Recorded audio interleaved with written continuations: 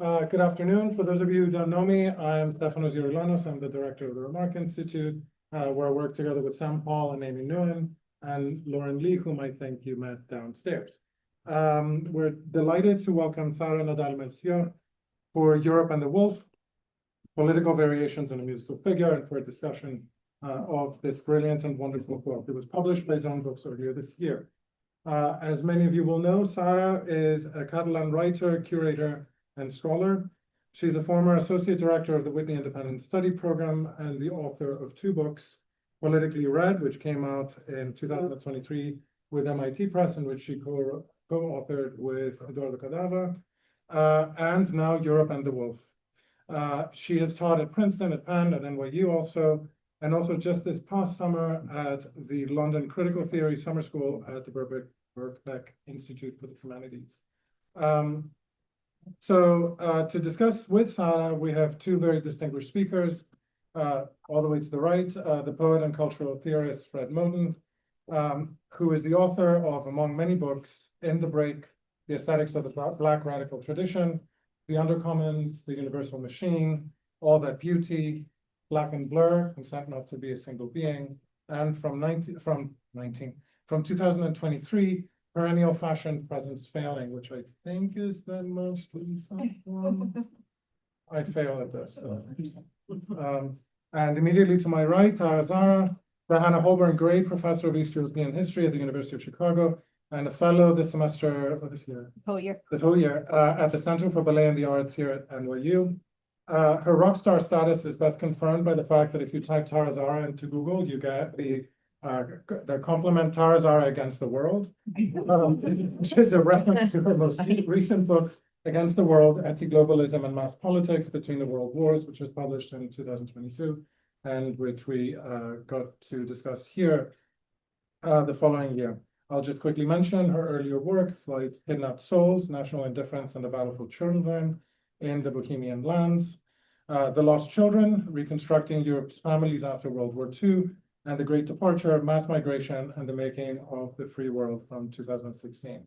She's also a great collaborator. She has co-authored Objects of War with Leora Auslander and with Peter Judson, The Great War and the Transformation of Habsburg Central Europe, which is forthcoming this December. Congratulations. Thank you.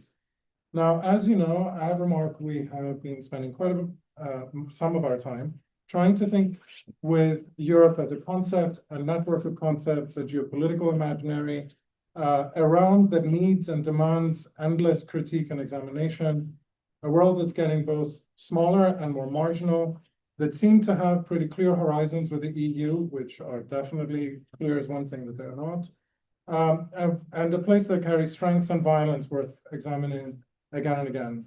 Sara calls Europe, quote, a projected but never actualized political formation, entirely articulated around the border, the most Eurocentric concept. And she is incredibly sensitive both to the paradoxes of metaphor, concept, and phrasing, often very violent paradoxes, that characterize European policy, Frontex not least of them. I love that we're beginning the discussion today thanks to a book that starts from music, especially musical reconsiderations and related cinematic reconsiderations of the past, and with the figure of the wolf. Early in the book, Sara quotes Jacques Derrida on the intertwined figures of the beast and the sovereign, and the following passage, this is Derrida, quote, without asking permission, real wolves cross humankind's national and institutional frontiers and as sovereign nation states. Wolves out in nature, as we say, real wolves, are the same on this or the other side of the Pyrenees or the Alps, but the figures of the wolf belong to cultures, nations, languages, myths, fables, fantasies, histories, end quote. So you can quickly see that what is at stake here is the question of border formation and the violence that borders do, including borders that were supposedly disappearing for much of our lives.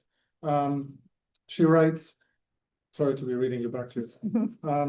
Quote, my mobilization of the wolf as an emblem that resists efforts to harmonize sound and to homogenize political communities.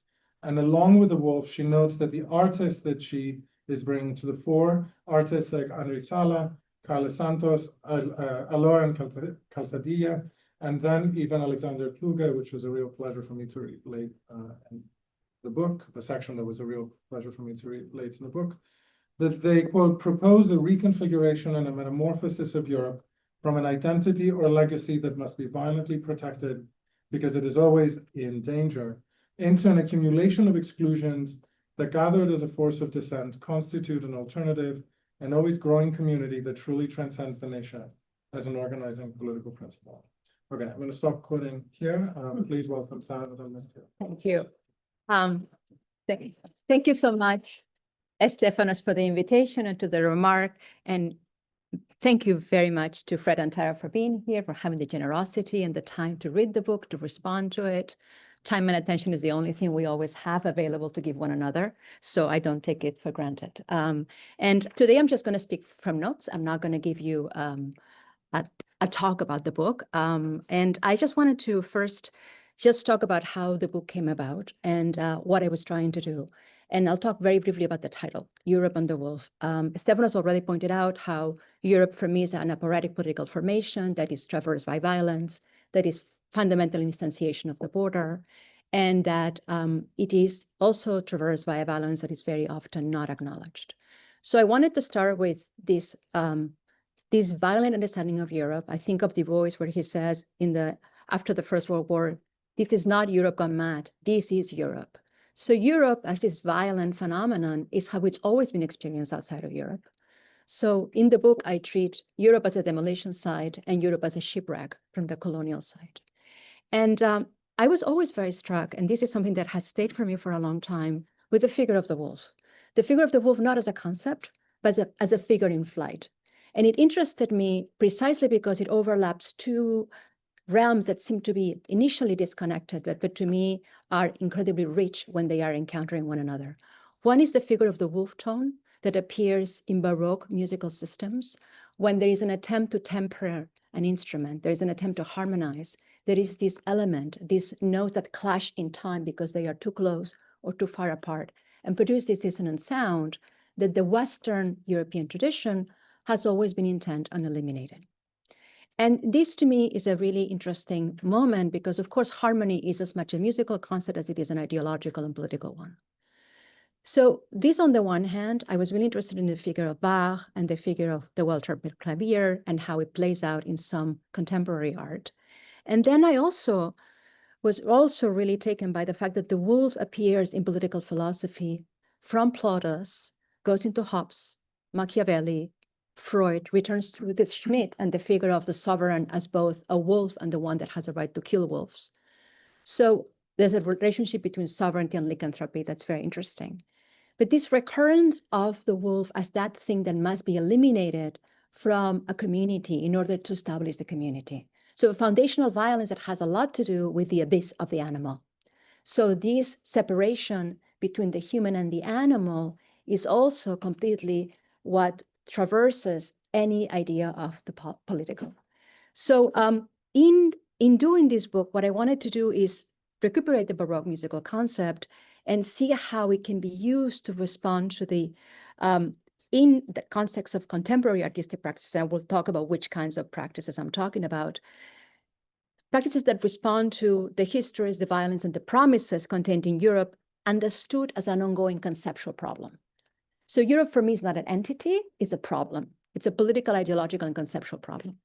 So the wolf is the name the Baroque tuners gave to this dissonant and resilient sound, because that's what's really interesting. It is dissonant, it has to be eliminated. What you can do is you can integrate and hide it, but you cannot eliminate it.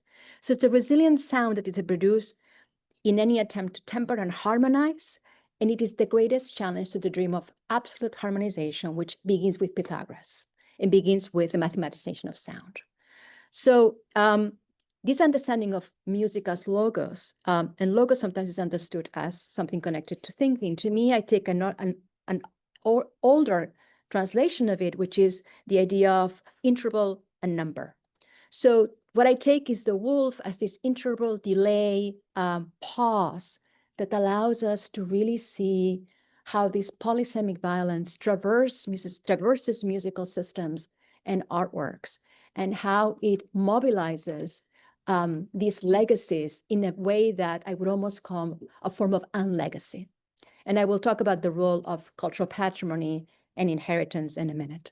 So the relational nature of these musical logos, which to me it's like a metaxis, is the thing that binds and separates, transforms the task of tuning and harmonizing frequencies, pitch, scale, temperament, and depolarize rather than eliminates this wolf to show that harmony is a carefully constructed acoustic fiction. So this intervallic wolf, which is always present but not always heard, and I also talk a lot about the things that are there but cannot be heard. That doesn't mean they're not there.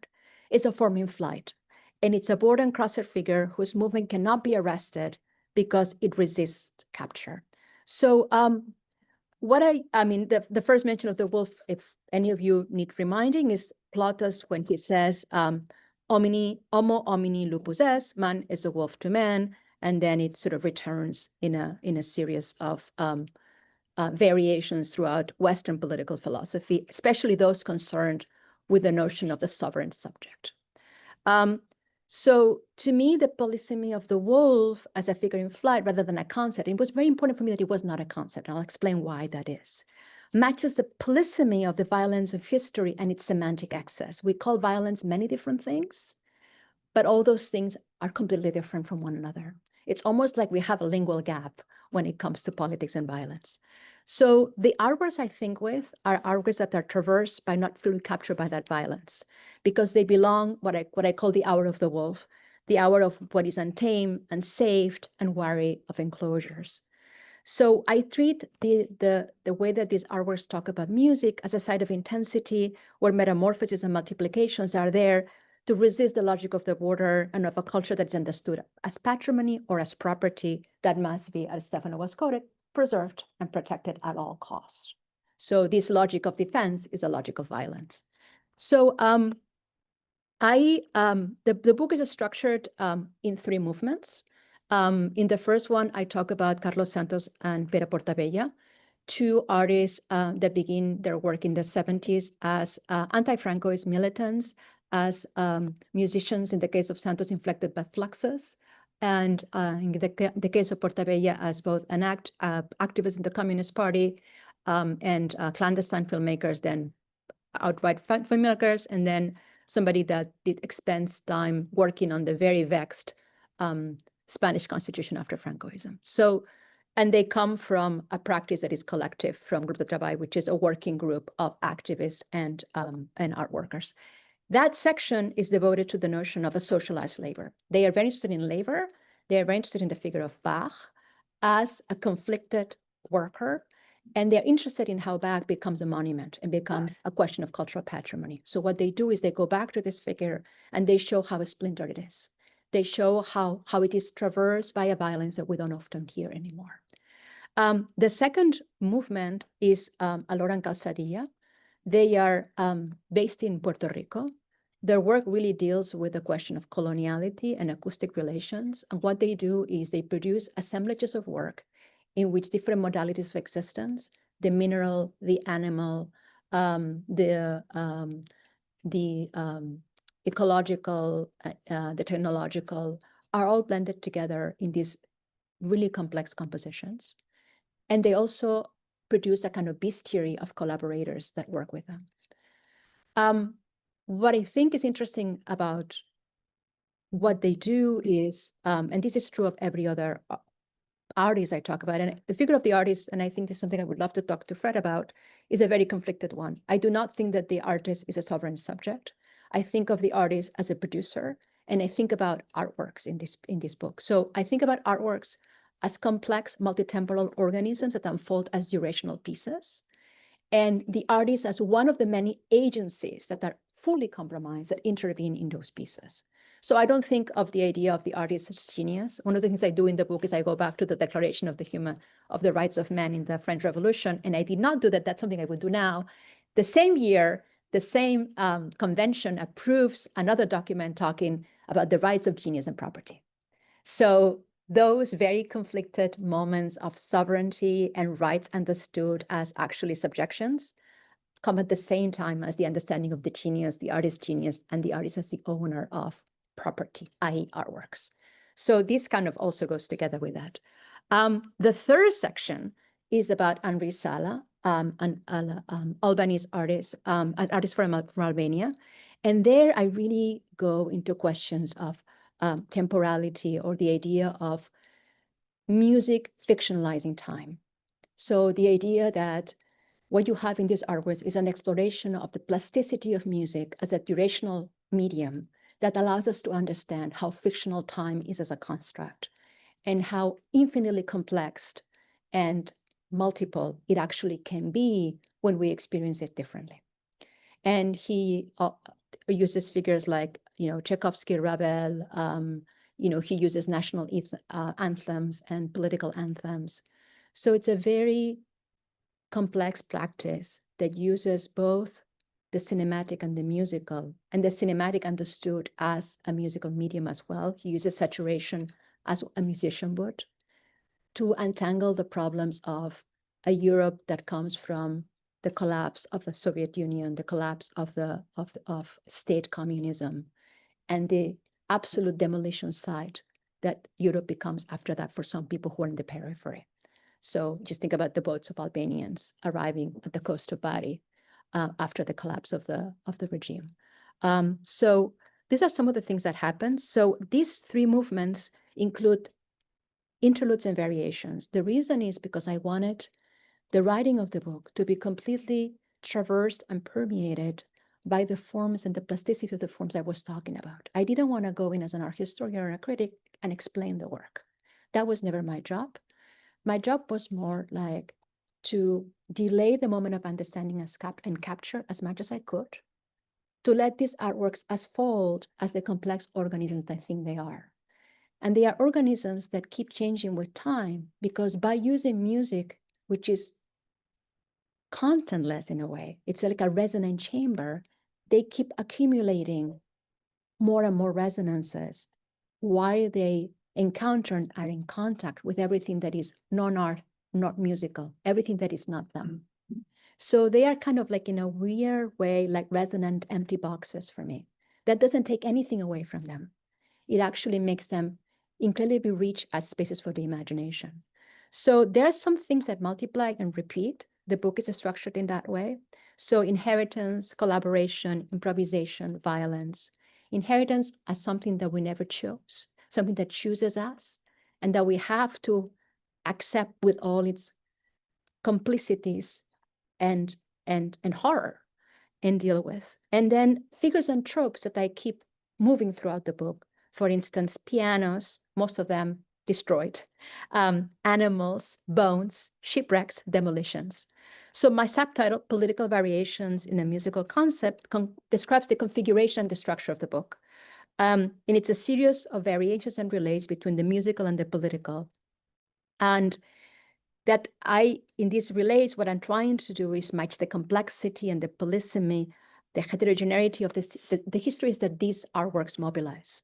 So the artworks I think with and not about, the argument, like the artworks I think with, the argument of the book proceeds by layering, accumulation, combination, procedures that allow me to add resonances and let them proliferate and multiply as the pages of the book unfold. In the process, hopefully, other variations and multiplications come into place, underlying the logic of a complex and composite artworks that are produced as always expanding sites of encounter. The encounter is what really matters to me. The notion of creativity is not interesting to me because it presumes a sovereign subject. The notion of the encounter and being undone by an encounter is, to me, very, very productive. So my claim is that these transmedia artworks give us a new relational and compositional models that allows us to think through the apparatic logic of political communities like Europe that are very heterogeneity, and instead to embrace the endless metamorphoses that are both symbolic and material. So for these artworks, music is not a medium, it's actually a model of how to engage with the world. It demands a broad sociality, a labor of collaboration and improvisation, and it is a practice of freedom because it demands the dissolution of a sovereign subject. One concept that's very important to me that appears in the interludes. Interludes all address figures that I find as linking mechanisms between the three parts. To me, the most important one is the one of the figure of Maria Zambrano, the philosopher, the exiled Republican philosopher, who, when she is exiled in the Caribbean, comes up with the notion of a non-sacrificial history. She says, European history has always been sacrificial. It has always been about the destruction of those who are not European. And she calls for something that's almost impossible. She says, it demands that we think without inherited thoughts. And I return in another section to read Kant in that vein and understand the force without enforcement of the third critique as an attempt to think without concepts. So, to me, this multitemporal unfolding, this fictionalization of time, the generous proliferation of resonances is actually a refusal of the logic of property and the self-safeness of identity. So it allows us, and I'll repeat something I said a little bit later, it gives us the capacity to feel time in the body through intervallic modulation. One could say that this music is a direct effect of these delays, intervals, and spacings that the book reproduces in its form, or that the music time itself becomes polysemic, rhythm and tempo, extension and contraction, regularity and variation, memory and anticipation. Additionally, the fact that Western, it is very much about the West. It's about the problem with Western musical notational systems and the problem with Europe as a concept. Intervals can be viewed as either consonant or dissonant.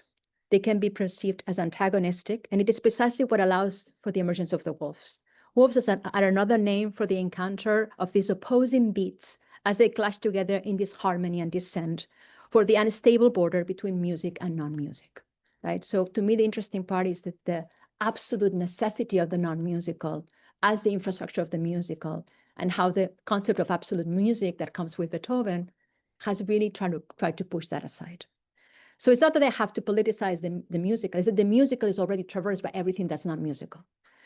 Their howling is simultaneously the negation, the denial of the metric and its rules of containment, and the expansion of a structure that can no longer hold them in sight. It is also multiplication of the uncountable. After all, when three wolves have been together, they sound like several more, and the number remains forever uncertain. The impossible reconciliation between the one and the many structures the movements of the political and of the artwork itself. The hour of the wolf is the hour of the artwork, unsafe because it belongs to the realm of the uncertain, the displaced, and the dissonant. Coming with the poetic force and presence of ghosts, these artworks are ontological refugees. The urgency of rethinking European citizenship as open-ended is at the core of these artworks and takes the enigmatic shape of a wolf resisting harmonization, categorization, enclosure, and indeed any kind of limit or border. As Etienne Balibar has put it, the relationship between politics and violence is illustrated by the operation of the border. Europe is fundamentally a series of operations of the border. However harmonious it may be in its conception, it consists primarily of an inscription of political violence, most often meant to domesticate the immigrant wolves at its borders or already within them. If these artworks incorporate the wolves that Europe has excluded, it is because they find in music a form that does not think in terms of opposition or exclusion, but rather emerges as a gathering of resonances that, woven together, become manifest in the immanent practice present of these collective practices. This is just a sort of very quick overview of the book, because I think we all want to hear what Fred and Tara have to say. I certainly do. And I want this to become a conversation as soon as possible, because that's kind of what really matters. So thank you. So I guess I just wanted to start by saying how creative and exciting I found it to think about culture and this period of European history through metaphor. And the wolf is a really wonderful metaphor that allows us to draw really, I think, unexpected connections between genres, from music to art to film, between time periods. You move from the Baroque to the contemporary, between geographic locales. So we move from Spain to Puerto Rico to Albania. And between disciplines, because this is very much an interdisciplinary work. So that seems very exciting to me, at the same time that as a historian, it's also almost overwhelming. So I think some of my questions come from you know, maybe unfairly a disciplinary perspective on a non-disciplinary or transdisciplinary book. But I think the book has a lot to say to historians, and so I just wanted to talk to you more about that.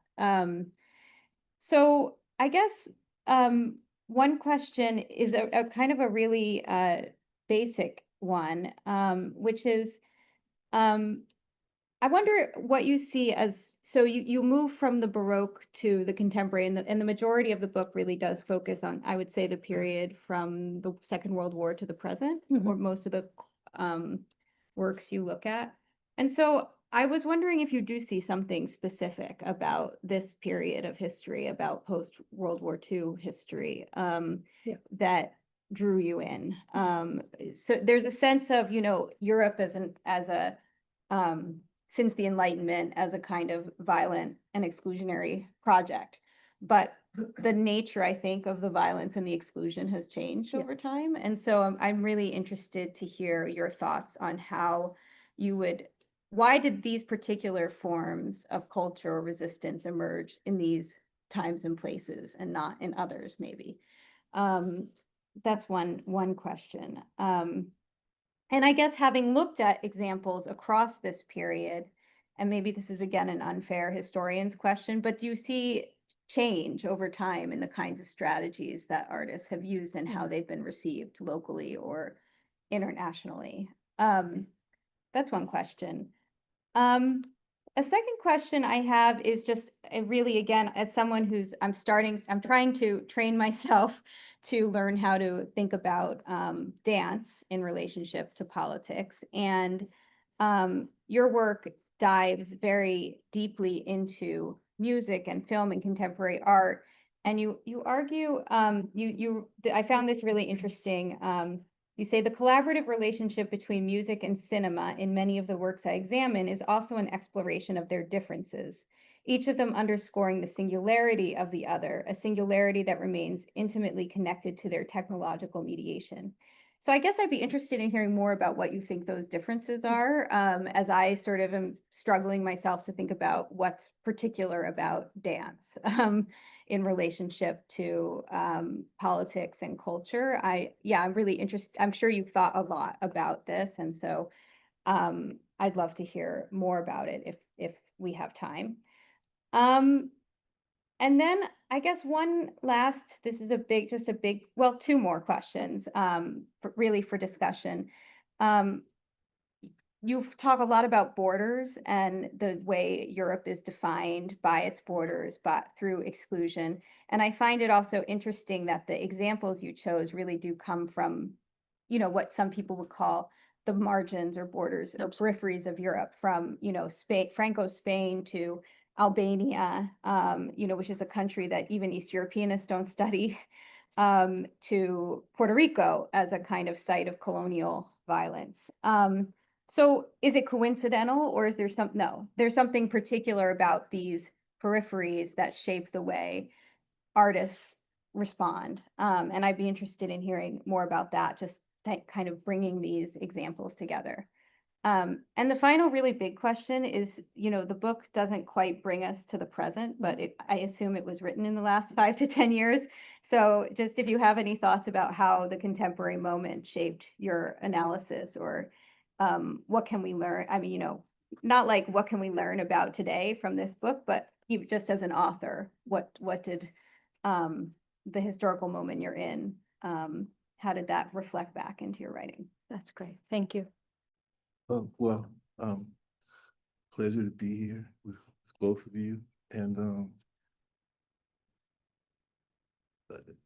there's much stuff, not only from Europe and the Wolf, but also from Politically Read and from the work of yours, Professor Zahra, that I've had a chance to read. So it's like a great, you know, honor to be here, to be able to talk with both of you. And I'm trying to think about some of those things together. It feels like interesting overlaps. I was thinking of a phrase actually of Professor Zahra's, the globalization of Europe. And I guess it feels like maybe that, for me at least, that feels like an apt phrase to describe the era of my own existence. And it's a phenomenon that is, that is felt by much of the world, including by most of the peoples who we would unproblematically call European, as something of a disaster. And I was thinking about that phrase over the last couple of days, because I've been thinking a lot about what's happening in Brazil right now. And it reminded me actually of another phrase of Professor Zahra's, which is, I think, something like, or at least a phrase that you quote in the title of an article, something like, each nation only cares for its own children, which appears not to actually be accurate if it's describing Brazil. And part of what you're talking about is precisely the intense non-natural limitations of that formulation, as they bring the bodies of children, out of the forest who've been shot, and their bodies also marked by torture. And this is what the Rio State Police is doing to its own citizens. So, and of course, it is not lost on any rational and, just as a joke, I'll use the word humane, commentator, in Brazil right now, that so much of what's has been going on in the favelas, not only in the last 2 days, but over the last 25 years, is reminiscent of what we've seen and what we've unproblematically, at least for those of us who are humane and rational, called genocide, in Gaza over the last 2 years. This is the backdrop, right, against which we speak, today. And so this problem of Europe and of its globalization and of what Europe is and what it means, and of how Europe seems to so viciously and aggressively seek to overcome the irreducibility of its own pre-existence, let's call it. Although non-existence might also be a good word. This is, I think, the sort of fundamental element that you're working through in the book, in such a brilliant and beautiful way. And so I actually found, I love music, but I don't understand it. And I was trying to, I feel like I kind of know in some intuitive way what is meant by harmonization, and therefore what is extended in the way, in the fantasy of total harmonization.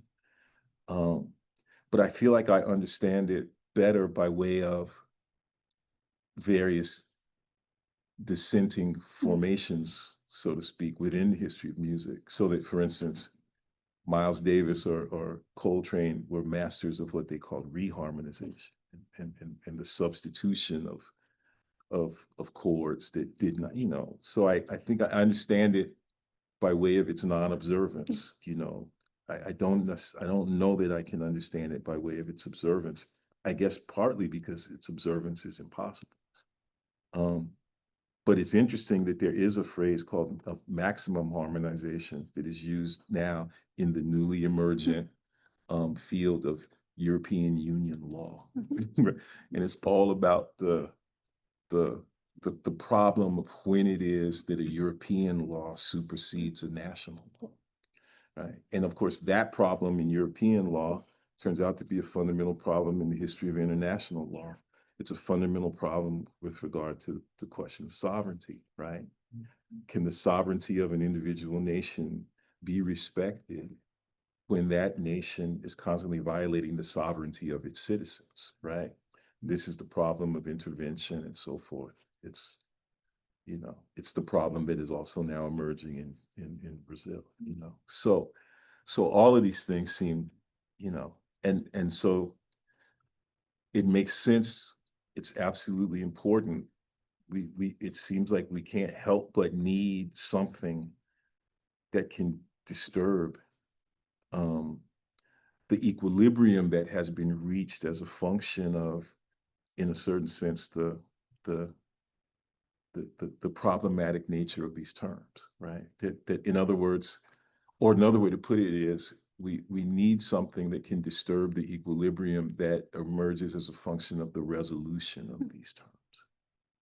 So, and I'm going to try to be finished in 5 minutes. I think I can. So that's why it is that there's something that we want to find in the figure of the wolf and the figure of the intervallic wolf, and even in the ways in which we might want to align the wolf as a figure with the artwork as a figure. And the trouble is, I want this, I want all this, I want to believe in it too, but I'm losing my religion, you know, these days. But reading this book is really important for me because it helped me to think that maybe this wasn't just a matter of my own personal crisis of faith, but that maybe there is an interval, maybe there is a kind of the possibility of an irresolution that we can tap into.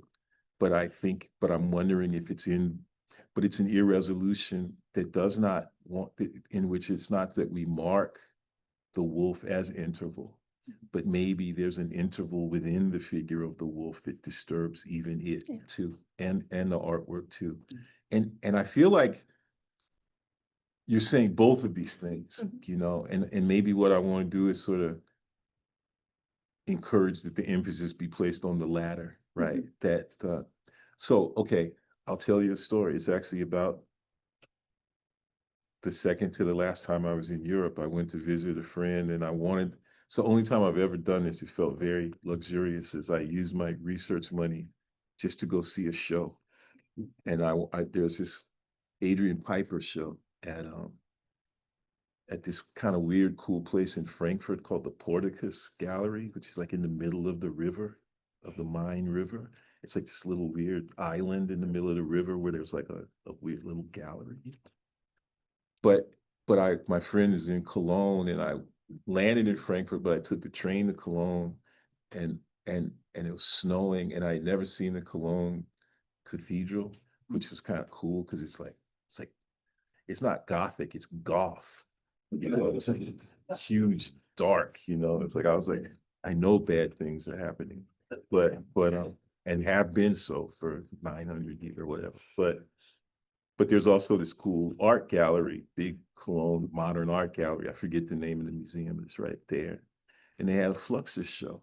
And the two sort of key figures in the show were Ursula Burkhardt, who's a German Jewish woman whose family fled Germany in the 30s and moved to Argentina, but she moved back to Cologne in the early 60s and was a key figure in the development of this Fluxus scene that was specific to Cologne. And Benjamin Patterson, who's an African-American musician, artist, who was also in Cologne at that same time. And I remember leaving thinking, this is the last time I ever want to go to a museum. It's the last show I ever want to see. I want this to be the last show that I remember, because it was like the best show. And the reason I thought it was because it was a show that was like full of beauty, but there were no artworks in it. And anyway, I'll come back to that in a second. But so here's the wolf. So is the wolf an actual natural kind for wolves? Like, do wolves have any kind of whatever, maybe not a concept, but whatever thing that goes on in wolf thinking? Do wolves think the wolf? I kind of want that not to be the case, because they go in packs. Yeah. See, they're communal. Yeah. So I wonder, is there a wolf for the wolves? Okay. And of course, the immediate next question would be, are there wolves for wolves? Right? Are there wolves for the pack? it feels like the pack is cool to me precisely because it seems to escape a kind of mathematization or maybe calculation that you also want music to continue to escape, right? You're interested in avoiding this Pythagorean mathematization, but it's really an enumeration and a calculability. Yes. It's a submission of sound to calculability, right?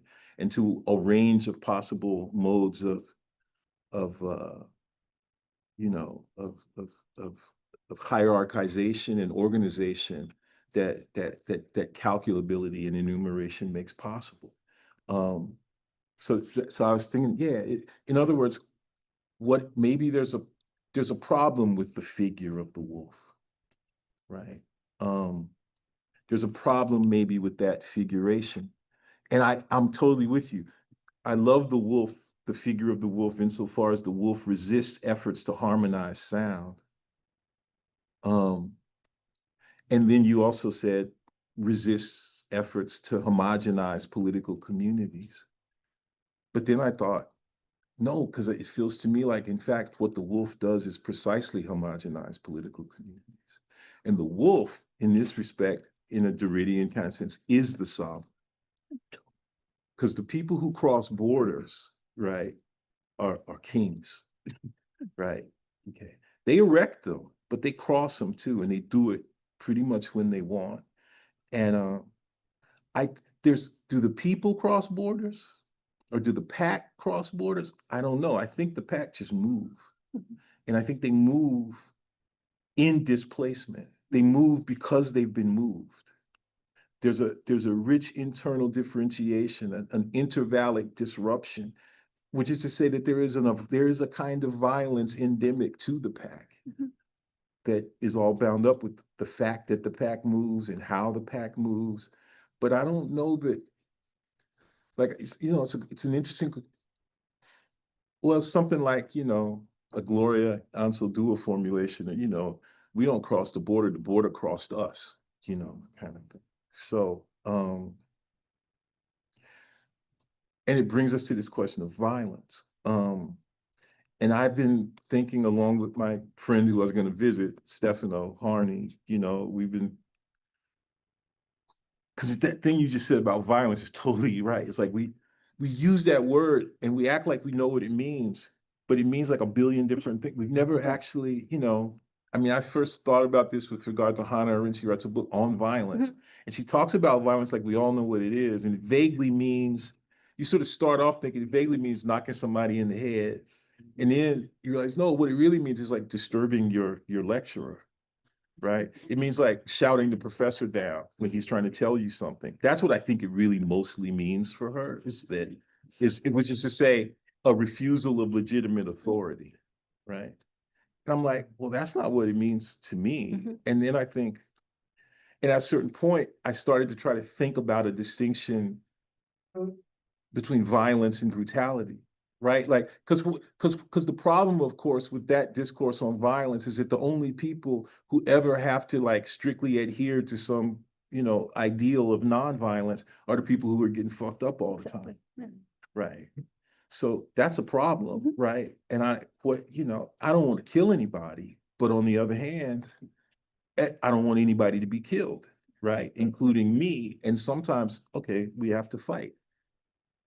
So if we try, so how can we sharpen this notion of violence? In other words, I think there's something cool about the fact that this notion of violence gets associated with the figure of the wolf by the sovereign wolf. So there's two wolves now. There's the sovereign wolf and the people's wolf pack. Okay. And the sovereign wolf associates violence with the people's pack. And the people's pack are usually constrained to say, no, we're not violent. We're not like that. No, fuck it. We claim violence. Okay. Right. Not only because it allows us to possibly defend ourselves against you, but because violence is also what it means to be, as you put it, an ontological orphan. Or even, as my friend Mariel Palacero put it, an anthological orphan, right? A bouquet against, right, the fundamental and irreducible presence of enumeration in the ontological project, right? Because being is always one on some level, and then you count from there, right? So this refusal of that ontological project in the name of a bestiary, of a pack, of a bouquet, when we can activate the wolf in that way, it's a beautiful thing. And music does, but it also means that the borders or frame or parergon that delineates the work of art, that's something that we're violent to as well. And I know what you want to do is mobilize that violence in the work of art, right? But can the work of art survive the violence in the work of art, right? This is a question, you know, which it's actually not a question for us, it's a question for artists, right? And the part of the reason why I'm losing my religion is because I have to talk to too many artists all the time who love themselves and their works and the works that they make. They're like, okay. One last thing to go back to music.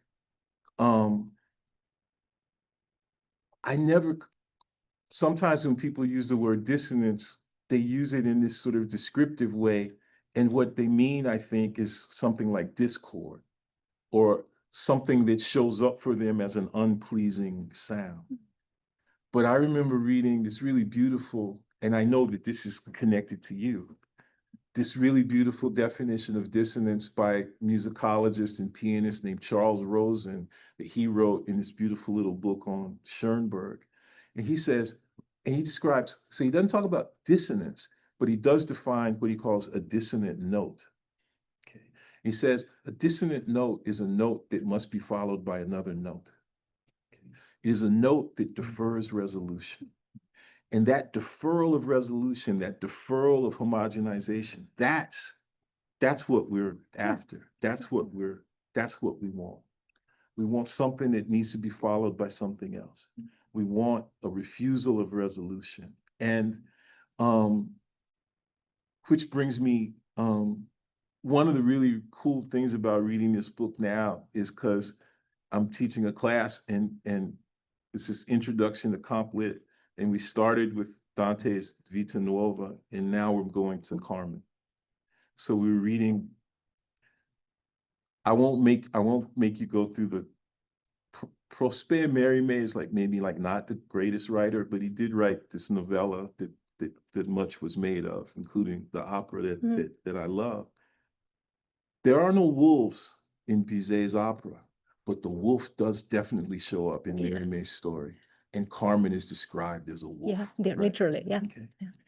Which is to say, there's this way in which who I'm thinking of, and the beautiful accompaniment to your book to me, or pre-accompaniment, let's call it, would be, well, two. Susan McClary's book, Feminine Endings, which is all about the way in which the feminine figure constitutes this principle of irresolution in Western music in the wake of the hegemony of normative tonality. And then the other book of hers, which she wrote a beautiful little book strictly on Carmen, in which she talks about how Carmen herself represents this unruly feminine ending. And one of the things she shows is this is why Carmen's death in the opera is inevitable. The opera can't end without her death. Carmen as a role, but also Carmen as a kind of musical sort of element must be brought to an end because the opera has to be brought back to resolution because it's 1874, and while Bizet is very adventurous, he hasn't quite reached the stage where he wants to fully emancipate the dissonance in the way that Schoenberg says he does, right? So this is, which makes me come back to Spain finally.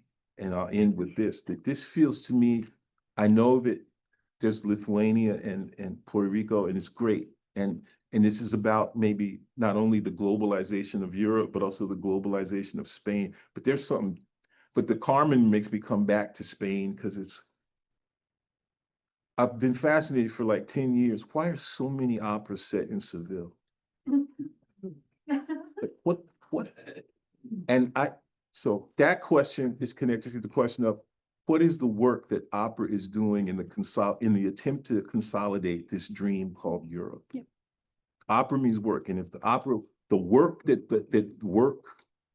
that opera does, the work that the artwork is very much bound up with this desire to consolidate this dream, and a lot of it has to do with the way in which opera as a form begins to coalesce at roughly the same time, right? As the emerging hegemony of tonality, yeah. Which also happens to be roughly the same time of the age of so-called discovery, yeah. Right? But Spain has a special kind of complicated yeah. role to play. Spain kind of is the figure of the wolf with yeah. regard to all this, because Seville seems to be the place of privilege where we fight the battle mm-hmm. of what Europe will be, yeah. Right? But that's precisely because Spain also constitutes the very figure of the vulnerability and the irreducible pre-existence of Europe, mm-hmm. Right? Like Spain is the nothing, so to speak, about which much ado is made when it comes to what Europe is or what it will be or what it could be. And so there's something really, that's why I asked you, when are they going to translate it, you know, because I kind of feel like there's some things that Spain, you've given us a really great book that tells us some things that Europe needs to understand and know about itself. And also I feel like it's a great book that Spain needs to read and understand and know so that it can know some other things about itself too. So, so I'll stop there. Thank you both so much. So do I have time? Okay. Okay, I'm doing fine. So I'm going to try to combine some things because I think there's overlap between your questions. First, I'm just going to start with the most clear one, which is the figure of the wolf. The figure of the wolf to me is a figure in flight. And the reason it makes sense to me is because it's polysemic and complex in the way that violence is. So I never mean to say that the wolf is one thing. Nothing is, but particularly the wolf is a splintered figure. That's why it matters to me. The chapter where this blows up is when Jamel Mundok plays free jazz in a controlled movie by Henri Sala and completely blows up the piece. There is a refusal. That's the moment I just met Henri Sala a few weeks ago. I never met him before. He said, oh, sometimes Jamel said, I will not play. His I will not play is in the film. Mm. And I was telling him, you can actually hear that. It's like, and he was a little bit like, wait, it's my film. No, it's not your film. It's a collaboration. And that music is doing something that's completely breaking your artwork open. These artworks want to be broken. They are sort of, there are assemblages that are completely fragile, and the idea of convergence is basically a moment, a flash in time. So they are artworks that disintegrate. It's very difficult to know when they will end. Sala never says when his pieces are ended. The same with Allora Calzadilla. They return to them. The idea is to keep the process going as long as possible and to keep the delay resonating as long as possible. So they may not achieve it all the time, but that's why I chose them, because they do this, right? Then there's a question that I think really connects with what Tara was asking, which is the question of Spain and the peripheral, right? I do think that the reason I've been drawn to these artists is because the mess that Europe is and the violence, the legal violence that Europe has imposed on the world is better seen from the periphery. You have a better point of view to see how the operation works. So there's a moment where Stropanilla talks, this is the Second World War is the Europe of Goebbels. That's what we have inherited. And the only way to really go through it is to dismantle it. And the reason, this brings me to the question of the present, the contemporary. You talked about Gaza, you talked about Brazil, I can talk about Sudan as well. The idea that these violences are not connected to the violence I'm talking about is a pure fantasy. This is all colonial violence. Europe is a training ground for the brutality of colonial violence that we're seeing in Gaza, in Sudan, and we're seeing in Brazil through the legalization of the police as another name for the state reinforcing itself. Opera begins not just at the moment that tonalization becomes globalized and the piano becomes the preferred instrument of the bourgeoisie that will control the world and brutalize the rest of the world. So the piano carries that violence with it, even in the materials that make that piano that get extracted from the west coast of Africa. So at that moment, it's also the emergence of the nation state. So what you get is with opera is an attempt to bring this cacophony of voices together and put them in order. What's really beautiful about the Carmen de Bizet is like you have the question of the Roma, you have the question of the woman, you have the question of anarchists, you have the question of the looting, the idea of the theft, the property of theft. It's all there. And it happens in Seville. It's really interesting. I don't talk about this in this book, but there's something about Spain as being the place where, you know, North Africa, the place where all this, it's a promiscuous place of passage. And Seville is visible. You're in Seville and you see it everywhere. Seville is a very conservative city to the point that most Spaniards do not recognize Arab architecture when they see it. They say, oh, this is an 18th century house. Lope de Vega lived in a 19th century house. Look at this patio, how quaint. No, this is an Arabic house. You just don't see it because the whole nation is built on the notion that you will not see it, right? So I do think that the question of the present and why I don't talk directly about the present, I do it on purpose. As I write in this book, same with politically read, obviously I'm thinking about the current genocides, and it's the only word that works, but it's a word that does not occur, that occurs many times here as well. And the genocidal structure of Europe, sometimes I think one of the things that we do is we talk about the present in a presentism, like we are caught in the moment of reaction. And I wanted to stop before that.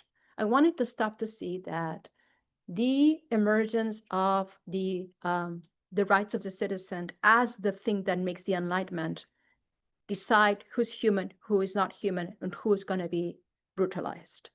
That the dismantling of the Soviet Union in a poorly done fashion that basically not only globalizes Europe, but basically leaves Europe without any possible alternative and completely produces second-class sort of European citizens that will be exploited in terms of labor rights and in terms of immigration law. And the same thing is happening with other immigrants right now. So there's something about European law, and that's why I think you're absolutely right, that the law, the sovereign is the wolf as the law. And I think that's what Schmidt is all about. And this actually answers one of Tara's questions, which is what is it about the Baroque and the Second World War in Europe? To me, the figure that links them together is Carl Schmitt, because he says the sovereign is the one that has the right to suspend rights and to kill. This is exactly what these political conservative philosophies, beginning with Hobbes, say that the sovereign can do. So what you actually get is this emblem that comes from the Baroque. And that's why I use the book begins with an image that I say it's an emblem. The same thing happens with politically read. The notion of the emblem comes from a reading of the German tragic drama in Benjamin. But what's really beautiful about the emblem is that the emblem basically allows something that has not been resolved to travel through time. So I do think that there is a connection between the emergence of the sovereign as a figure and the violence of the sovereign and the fact that the sovereign kills the wolf by becoming a wolf. That's Derrida, straight out from The Beast and the Sovereign. And then the reemergence of that in the Second World War with Carl Schmitt and the influence he'll have in National Socialism, where basically everything becomes a question of enmity and domination. So the only relationships to the other are relations of sovereignty and domination. That's why I think that Maria Zambrano is so important, because Maria Zambrano studies all these figures, and she studies Heidegger. She comes from that tradition, from these male philosophers. She escapes the European walls of Nazism because her sister is tortured, her brother-in-law is executed by the Gestapo. She flees thinking, I'm fleeing this thing, and then she gets to Puerto Rico and Cuba and says, oh, fuck, I am the wolf. I am the European wolf that has destroyed these lands. The nightmare of empire is me. And then she comes up with this notion of sacrificial history. So I do think that there's a mobility, that these things move across borders. And the thing about borders is that borders are about the fear of mobility. I don't know, I keep saying that things are both symbolic and material in this book because they're always both at the same time. And I think that's what's true about music as well. So we don't operate on one realm of the other, we operate on both realms at the same time all the time. And the difficulty is to stay in that interval between the two. So there's another question that Tara had that had to do with why this why are these artists talking about this European heritage? And part of me is because they are of a generation where it is very clear that the European heritage has been tainted, that it is blood-soaked. And you can have two reactions that you can say, well, I'm just going to throw everything away and I'm going to start from scratch. Like, that's great. I wish we could do that. Sadly, we can't. We have to deal with this mess. And I think what's interesting about these artists is they say, well, should I stop listening to Bach? Should I stop listening to Beethoven? Should I stop listening to Ravel? It's like there's all problematic figures because of the way they have been monumentalized and instrumentalized. The same way that you can instrumentalize the wolf, because the wolf can be instrumentalized to create a community, which is the way that the wolf is used in communities, which is not the way I'm proposing, right? You can also instrumentalize basically anything. So when you actually see what happens to the fact that Bach is actually an improviser, one of the things that he's an improvising at the organ. The music is a lot more violent and sprinted than we're used to, but it's impossible for us to hear it. There is parts of Beethoven that when people are hearing them in concert halls, they start sort of using raised strobes to say that it sounds like Native American music because it's so weird. So the music itself is not what the music has been instrumentalized to become. So what they do is, this is not a rescue operation. This is not a repair operation. This is more like, let's look at this in all its complexity. Let's go back to the archive and not just look at the archive as a uniform, hegemonic, solid monochrome that we have been taught to see. But let's look at all the cracks and fissures, and let's open them up. Let's crack this archive open. And to me, this is important because that to me is a more durable, a more resilient way of engaging with what we have been anchored with in the worst possible way. So one way you can condemn the violence, but not explore it. What they are proposing that we do is that we explore this violence. And more importantly, they are works that do violence to that tradition. And by doing violence to that tradition, they say that tradition was violent to begin with.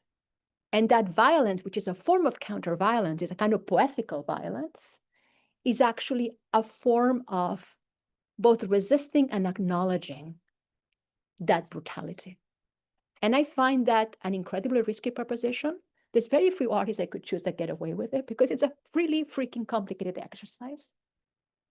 And that's it. I think Yeah. I don't want to interrupt the thinking. I wanted to. I just like, there's more questions that Tara asked that I didn't answer. So I can talk about mediation, theology, mediation, and performance, and but I can wait too because there was a lot of questions. They were all wonderful, and we can talk about them. To answer them all. Yeah, sorry.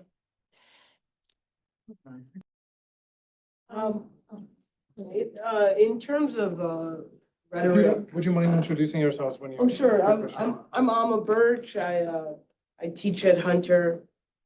I studied with Patrick Kilhorn in grad school. But I was And you're a wondering. poet. I'm a poet. That's the key part. And a visual artist. And a visual artist and other things. I was wondering about the role of empathy with the wolf. Does the wolf have empathy? Does the pack have empathy? Is empathy promoted in that kind of society? Where does rhetorical listening come in? Interesting that I never use the word empathy. What I think about is the works as being effectively gathered. So what I mean by that is that what you actually have is a labor of gathering different elements together to create a very unstable and very heterogeneous collective. So the pack is not a pack. It's just an assemblage. It's just the coming together of disparate things. So it never ends up, it never ceases to be a cacophony. And I think that's what I really like about it. The pack is a structure that you impose from the outside. It reminds me, maybe I'm wrong about this, it reminds me a little bit of what Fred was saying, where he's saying, what about the wolf? Does the wolf know that it's a wolf? Does the wolf know that it's part of a pack? That is a question that has to do a little bit with the question of empathy. And my answer to this is, what's really difficult about these works that use animals, that use history, is that what I like about them, what makes me think about it, is that they force you to basically locate yourself in the position of not. They know something. I do not know what they know. That's the philosophical position. And that's what I find beautiful about it. All the mystery of animals that are quoted in this book, all of them have this like almost, to me, they almost embody a parody of philosophical skepticism. Because when the animal looks back at you, it's humanism that falls apart. Not the animal. We fall apart. It's the edifice of humanism that falls. So rather than empathy, which is a sort of a fully humanized concept, what I really try to engage with is this notion of acknowledging that our relationship to the world, and this is something that comes from very early Cabell texts, not one of knowing, but of not knowing. And acknowledging that the world that we live in is full of other intelligences and knowledges that we have no access to. And that acknowledging their existence makes our own sense of certainty and knowledge fall into pieces. On the ground as a debris field, because look at what it's gotten us. So, thank you. Yeah, I thought. So I know the book is largely about exclusion, but my questions are about inclusion and appropriation. The first two-part question. The first is that the opposite of harmony actually isn't dissonance, it's melody. That there's an entire, I mean, speaking of the porous boundaries between Southern Europe, Spain, Italy, Greece, and North Africa, there's an entire musical tradition that relies on melody as opposed to harmony, and that is the maqamat tradition. And so I wonder if, in a way, in emphasizing, I guess this comes a little off of Fred's comments, emphasizing the wolf, we kind of handicap our own ability to think about other resistant forms of music making, right? That in Europe, I'm looking at Dagmar now, like in Europe's attempt to disable others, it itself becomes handicapped in its own like sort of epistemic resources, right? Which leads into my second question, which is that there was one part in your response to, I think, a question that Tara asked, and again, this is me being a historian as well, where you said that the forms of domination endemic to Europe itself is then exported to the colonies, but I think Amy Césaire would say the opposite, right? The colonial boomerang. It's actually that the ways in which colonial imperial subjects were subjugated then comes back to Europe, actually, and is used as forms of policing in Europe. I mean, talking about Gaza, we see this in like the way that the NYPD is trained by IDF officers, but one example of many across a long period of time of incredible diversity.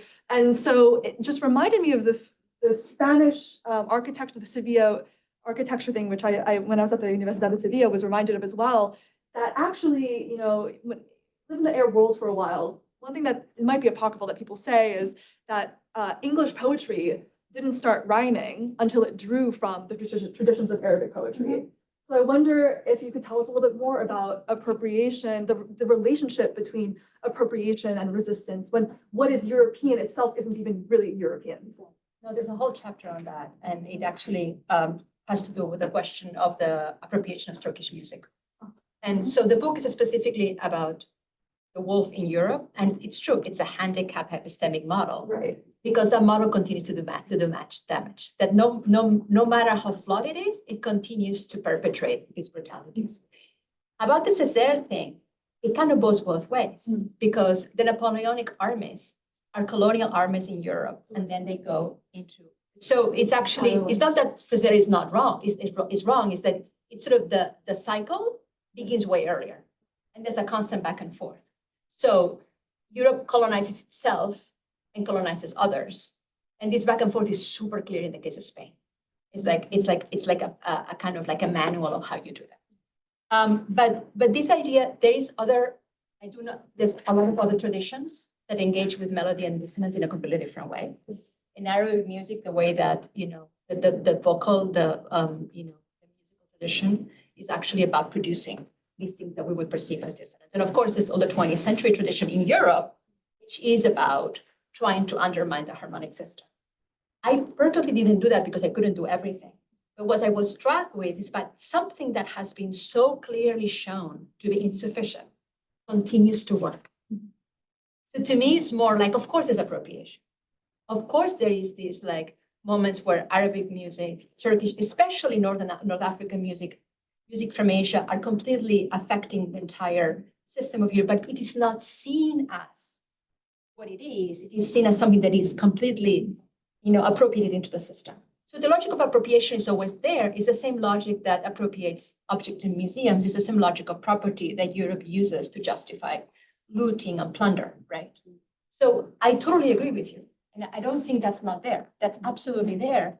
But to me, the most remarkable thing is that even though we know all of this, and we've known it for quite some time, this flawed epistemic model continues to operate today.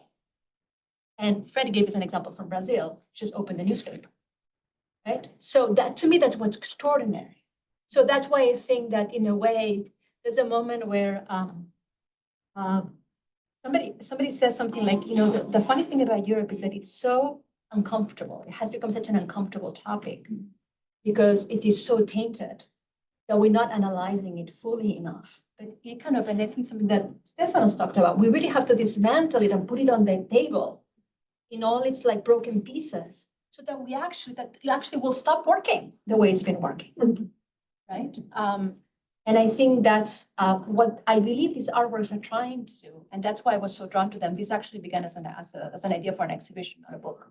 So, and I thank you for your question. You're absolutely right about everything. And just like, there is a caveat of like what the book is trying to do. Yeah. So I'm staying with the very uncool kids that continue to bully everybody else. That's what I'm doing in the book. I'm going to take one more question. Go ahead. Hi, it sounds like such an incredible book. My name is Benjamin Walker. I work in audio and radio and podcasting, but I feel like this book is really in conversation with Laszlo Krasznahor's recent novel. Have you read? With a quote by him. Really? Okay. Yeah. So you've read it, and the whole question of the wolf. And in this book, it hinges on Bach heritage sites being defaced with wolf graffiti, and the neo-Nazis who run the graffiti removal company are incensed because they're Bach fanatics as well. But the real wolf shows up, or a mystery of a real wolf. And this one thing that I'm still grappling with is this question of the wolf versus the wolf pack, and how the experts say there can be no wolf because there's no evidence of the pack. And it seems like that's a conversation that's. But that's, I think, it's a beautiful question. I'm glad that you work with technology because it was a question about technology. But I think the relationship between the one and the many is the relationship with the political community. And the fact that there is a problem in distinguishing the wolf from the pack is emblematic of the way that the political is about the relationship of one and many. So I think this accountability or this question of what's incommensurable or what exceeds the calculus of notation and counting, it's always there. So I think you obviously speaking to Fred's question, and I think this idea of something that cannot be really fully captured because it exceeds the calculus is very important. It actually sort of talks about the question of what is it about this works? What is it about this works is that music can never be fully notated. So it's an incomplete notation. And that happens even when there is technological reproduction. So I think the reason why there's something about the musical that's really important is because the music is absolutely performative. It absolutely, the room you're in, you work with radio, the moisture of the environment, everything around the moment that the sound is produced will affect the sound. So I do think that this profoundly performative aspect, this kind of really capturing everything that's around it and being saturated by it, is a super important element of why the musical functions well as a music.